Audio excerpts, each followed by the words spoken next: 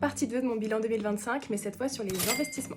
On commence par un petit tour d'horizon des performances des plus gros indices boursiers et des crypto-monnaies en 2025. Le CAC 40 affiche un rendement de plus 10,42%, ce qui peut sembler beaucoup vu la grande incertitude politique et budgétaire de la France, mais en réalité bien en dessous de nos voisins européens. Par exemple, l'indice DAX en Allemagne termine à plus 23%, et l'IBEX 35 en Espagne termine avec un magnifique plus 49%. Côté États-Unis, le S&P 500, le très célèbre indice qui regroupe les 500 plus grandes entreprises américaines, termine à plus 17,2%, et le Nasdaq 100, qui regroupe les entreprises technologiques américaines, clôture l'année à plus 21,2%. Pour ce qui est de l'indice MSCI World, l'indice qui regroupe les 1300 plus grandes entreprises cotées en bourse des pays occidentaux, la performance affiche environ plus 6%. De leur côté, les crypto-monnaies ont vécu une année 2025 très mouvementée, avec du très positif, notamment avec le pic historique de Bitcoin à 126 000 $ en octobre 2025, mais avec beaucoup de volatilité sur l'intégralité du marché et des altcoins très décevants qui n'ont pas délivré les performances attendues et la fameuse altcoin season.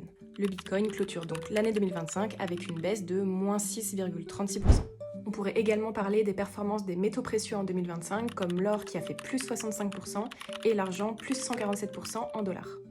Mais qu'en est-il de mon propre portefeuille en 2025 ? Ma stratégie en 2025 était de me concentrer au maximum sur mon PEA que j'avais ouvert en décembre 2024.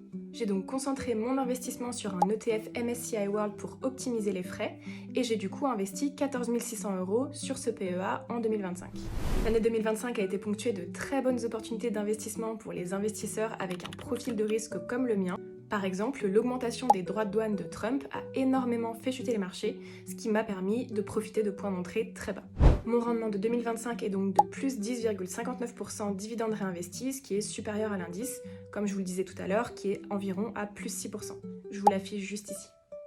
Côté crypto, le bilan est bien moins positif.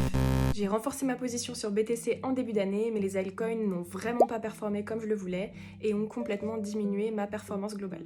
Heureusement, mon prix de revient sur le Bitcoin a su compenser quelques pertes, puisque j'avais acquis le plus gros de mon Bitcoin à 45 000 $. À voir si le marché nous offre cette fameuse altcoin season en début 2026, et si c'est le cas, je prendrai mes profits et je sortirai de ces positions. Comme beaucoup, plus je passe de temps sur ce marché des crypto-monnaies et plus j'ai envie de renforcer mes positions sur le Bitcoin uniquement. Je vous prépare une autre vidéo sur mes objectifs 2026, notamment avec la diversification de mes investissements dont j'ai envie pour cette nouvelle année. J'ai vraiment envie de tester plein de nouveaux supports d'investissement et de vous partager toute l'aventure. Alors abonne-toi si tu ne veux pas rater tout ça.